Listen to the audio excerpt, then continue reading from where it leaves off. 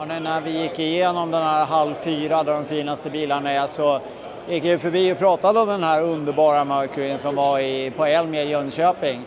Men nu ska ni få träffa Knut som har byggt den. En österrikare med skandinaviskt påbrå som har jobbat med F1. Och jäklar vilken bil han har byggt. I saw the sign on your car in Jönköping. I thought, is this a Norwegian or Danish car? But it's not, because you're not from Norway or Denmark. Where are you from? I'm coming from Österrike, and I'm having a lot of roots in Sweden. That's why I'm always going with a new project to Sweden or to Norway to show the car first time. Okay, but tell me, I mean, because I've been talking so much about it, because I think it's unique, because you're not trying to make another Mercury coupe according to the rules. This is something that I never seen before. What was your idea when you started building this car? Did you have a clear picture, or what was the... Yeah, actually I had the project completely in head. What it should not be is like a rockabilly car, a sled car. These I all don't want, because too much on the road. Yeah. Nice cars on the road, beautiful cars. So my vision was to do a car like a cyber car, what's coming out from a cyber game, from a computer game. You play it, and when you get the high score, you can modify your car, and at the end you have a space racer. So this was actually the first idea, and then it was hard to get in this way that it looks a little bit like an aircraft, like a car, like a race car, and it comes out like this. It's beautiful. So in what end did you start? When you started, did you have the car, or did you try to find a Mercury coupe to build from, or where? I had a body with an old frame, long time. What was always in my head to do something very special out of it. And it takes me some time, and then I start with the drawings. And when I start with the drawings, then it gets more and more and more to the real, completely concept how the car should look. The car I had for 5-6 years, but there was nothing in the car, just the body. That's the body. Okay, so then we have the body, and before we talk about what you did to that, let's start with the frame or the chassis. What is that today? Actually, you have to start with everything a little bit here, a little bit there, because it had to fit. No? So we start with the frame, of course. So what we do is we overworked a frame, what was going in the car, but we overworked the frame completely, that the weight goes out of the frame. What was the most important. We want to have a light car, a race car. We removed all the axles, we removed all the rear end, we put an X body in it, we make a cage around the frame. We made the frame more rigid. We put a lot of aluminum supports in the frame. So at the end we had a frame that was so much light that two people can turn it around and paint it. This was the first step. And you still had the strength though, I guess. Excuse me? You still had the strength of the frame. I mean, it wasn't weakened. It was even much more rigid than the original one. Okay, wow. Because it's completely framed and there is a cage running through it. The cage is running through the body to all points what are moving at rigid points. Oh. Okay, so then we have the frame. What happened next? Then we put on the body, and the wheels on the frames, what should be wide wheels, 3 or 5, is a wide wheel, what don't fit in a Mercury body. So the next step was to make a wide body out of it. So to make the fenders wide, to make it that the fenders are so much wide that you can steer, that the bumpers are working right in front and the rear. And then we start with the axles. The axles are coming from Kugel components. Independent rear axle and of course front axle. But was a very light axle, inner disc brakes in the back, big disc brakes in the front, very light frame, very light axles front rear, what should fit. Then we had the white from the body, and then we made the fenders. Oh wow. And the fenders, and it's very thin. It's all steel when you touch it. Oh, wow. It's not like putty on it or whatever. No, it's really done completely in steel. And then there is a completely closed floor But we also modified completely, it's a completely closed floor with air intakes. Oh, wow. And Underneath? in the floor are running the exhaust system, what comes out here and goes out to the side. Oh, wow.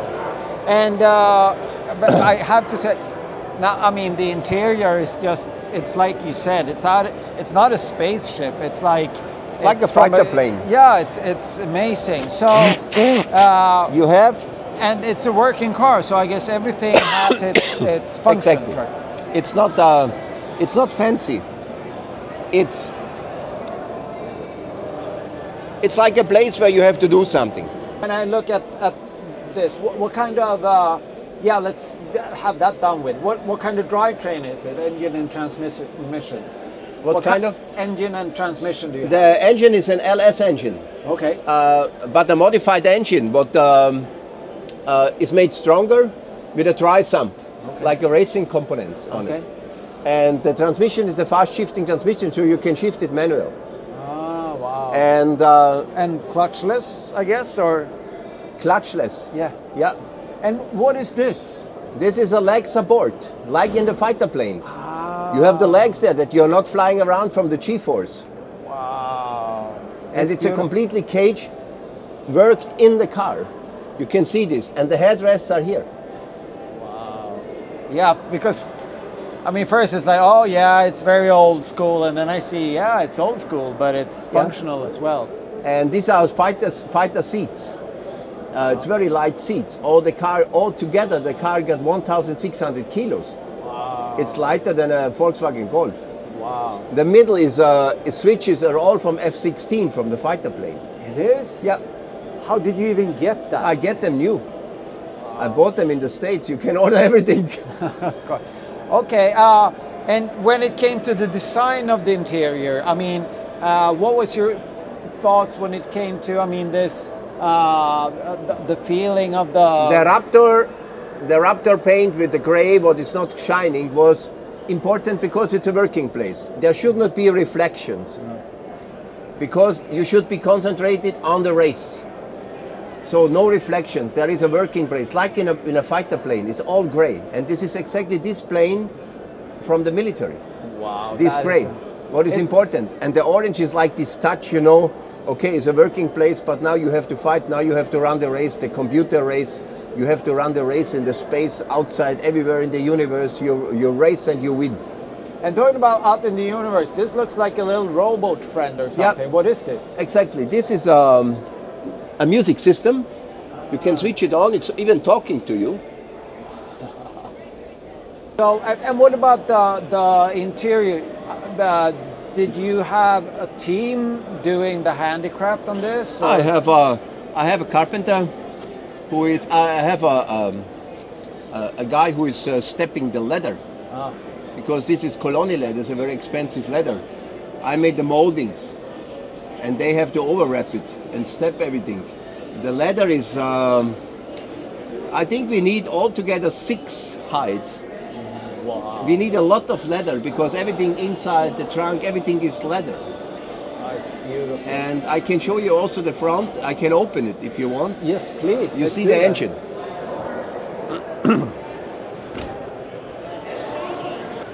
I was going to ask you to pop the hood, then obviously it's you have an engine doing that, or hydraulics. So what do you think? It's beautiful. It seems like everything here is also, it's very designed, but it's also utilitarian. It's yeah, made, why? it's because we want to have that it's not looking like a normal engine. Because it's a space racer, so you should have something special. That's why we do it like it's a plasma engine, you know, some new concept. It's beautiful. And oh, there's so much else. But let's talk about the paint. I mean, the body mods. No, let's start with the body mods, because all the flares, I mean, it's all done. It's all done, and it has. It's all done. It has a purpose. Yeah, it's all done why it looks like this. It's wonderful. Yeah. And what about let's look at the chrome or the bristles here. How did you do that? Is it 3D printed? This is a handmade part. We machined it in aluminium and painted like this. It's beautiful. And what about the paint? Because this looks like... So the paint is a very difficult process, actually. Okay. It's chemical stuff with 99 sterling silver in it. What you have to burn on first. Then the car gets like chrome. After, you make it older with acid. After this, you put the clear to protect it. After this, you put some hologram effects in it. After this, you put the design on it. You make another clear. After this, you make another clear. So all the color takes me about 2 months. But how did you did you design it? Did you have it in your computer Yes. that you looked and tried and sketched to get Yes, this the system how to do it, I know from the formula. I was working for Formula 1, Red Bull, and they had sometimes this need to make something that it looks like a Red Bull can. So from this we got the technique. But I aged it, that it looks like a used metal from outer space. It's beautiful. So what about the usage? What will happen? Have you driven it on a track? Have you driven We it made on the the test road? drive with the car before we painted. Of course, everything has to be adjusted. And this was all running perfect. The car is fast and good in the corners. Now we made everything ready, we painted it, we made everything perfect. Now it's running to the shows. After the shows, we will use it. So, but will you sell the car or will you have it as a daily driver? If there is a real interest and the price is okay, I will sell it. Okay. Does that mean that you have another project in your mind? I or have. Yeah. Will you tell me about it? Yeah. My next project, I would like to overwork 71 Cuda. But I want to do it like it's a outcoming new Cuda from now. With a Hellcat engine and everything, but done like it's coming out right now from the company. That's going to be But the body I will use from a 71. I'm looking forward to that. Thank you so much, Knut. Thank you.